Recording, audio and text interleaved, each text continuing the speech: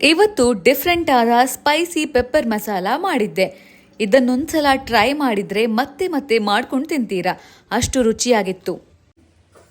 ಇದನ್ನು ಮಾಡೋಕೆ ಮೊದಲಿಗೆ 2 ಟೇಬಲ್ ಸ್ಪೂನ್ ಕೊತ್ತಂಬರಿ ಬೀಜ, 1 ಟೇಬಲ್ ಸ್ಪೂನ್ ಜೀರಿಗೆ, 1 ಟೇಬಲ್ ಸ್ಪೂನ್ ಸೋಂಪು, 3 ಟೇಬಲ್ ಸ್ಪೂನ್ ಬ್ಲ್ಯಾಕ್ ಪೆಪ್ಪರ್ ಹಾಗೆ 2 ಬ್ಯಾಡಗಿ ಮೆಣಸು ಹಾಕಿ ಡ್ರೈ ರೋಸ್ಟ್ ಮಾಡ್ಕೊಳ್ಳಿ.